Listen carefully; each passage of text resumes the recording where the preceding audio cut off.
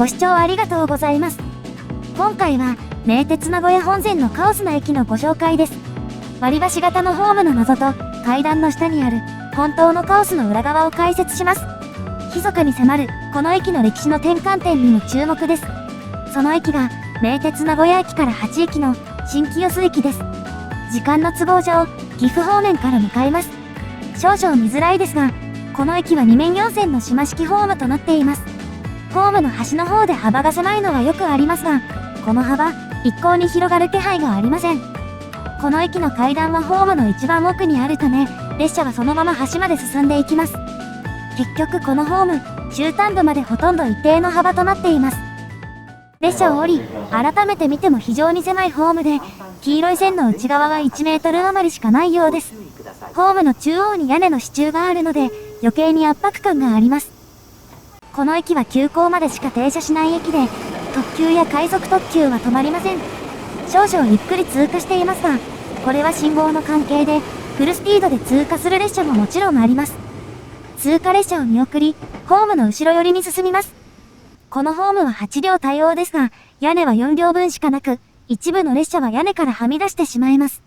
一方、ホームの土台に大きめの玉石を使う工法は、以前ご紹介した南宿駅にも見られたもので、名鉄の古めの駅ではよく見かける方法です。先端の方を見ると、ホームを後から継ぎ足したことがよくわかります。この駅の登り方には、22.7 ミルの勾配が待ち構えており、上下線の分岐器は、ちょうど勾配が終わったところに設けられています。前面展望や通過列車の映像だとわかりづらかったですが、狭いところに色々と詰め込んだ線形です。ちなみにこの車両は、1993年に登場した3500系です。特急あ行に入ることはほぼありませんが、高速走行を念頭に置いた両ダンプが設置されています。反対側のホームに移動すると、早速、名鉄の最新型9100系に遭遇です。2020年にデビューした系列で、ローカル支線の普通列車から速達列車の増結用まで幅広く活躍しています。それと入れ替わりでやってきたのが、その4両編成版の9500系です。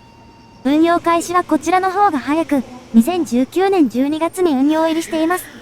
バラエティ豊かな車両も特徴ですが、一番の特徴は、この駅を通過する速達列車と、狭いホームから来る迫力です。上り方にある鉄橋を通過する轟音が聞こえると、列車の通過はもうすぐです。路線の最高速度は、この駅までは115キロで、この駅からが120キロ。狭いホームを遠慮なしのフルスピードで通過していきます。名古屋方面行きの特急も全速力で駆け抜けます。名鉄は私鉄各線の中では最高速度が速い部類にあるだけに、通過時の迫力はひとしおです。そしてこの駅、ホーム上にはベンチがあります。これほど狭いホームにベンチがあることが驚きですが、いずれも対比線側を向いています。動画ではいまいちお伝えできないのが残念ですが、真後ろを通過列車が駆け抜けるのは、なかなかの怖さです。そしてホーム上の発車案内表示器は、他の駅よりも幅の狭い小さめサイズとなっており、このような注意書きも設置されています。幅の狭さゆえに苦労しているのがわかりますが、さらなる苦労の痕跡は、あの階段の下、改札口にあります。場所柄雨を受けやすいのか、錆の跡なども目立ちます。視界の先にある改札機は1台、台数の少なさが気になりますが、変わったところはなさそうです。かと思いきや、左側にもう1台、ほぼ直角に設けられた改札機があります。このカオスぶりは、改札口の外から見るとよくわかります。反対側の階段の足元も同じ構造になっており、合計4台の改札機が、ご覧の配置で設けられています。ちなみに駅の窓口は、名古屋方面ホームのたもとにあります。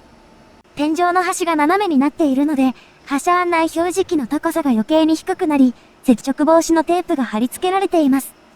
改札の前にある通路は線路の両側をつなぐもので、自治体が管理しています。名鉄のものではないので、改札機や窓口、券売機などは、通路にはみ出さないように設けられています。この駅の改札が地下になったのは、1975年9月のこと。当時の名鉄では自動改札機の導入が本格化しておらず、後から改札機を設けたため、あのような配置になったようです。この手の制約は、以前別の動画でご紹介した駅に似ていますね。先ほどの通路を通り、外に出てみます。通路の後ろに見えるフェンスはかなり低いので、接近する列車がよく見えます。ちなみにこの列車は、当駅で退避する普通列車。この先、名古屋の手前で犬山線と合流して本数が増えるため、名古屋までは行かず、手前の須賀口駅で折り返します。ところで、何か違和感があることに気づきます。ホームの対比線側は、本線側と異なり、全体が新しめの土台となっています。反対側の対比線も同じです。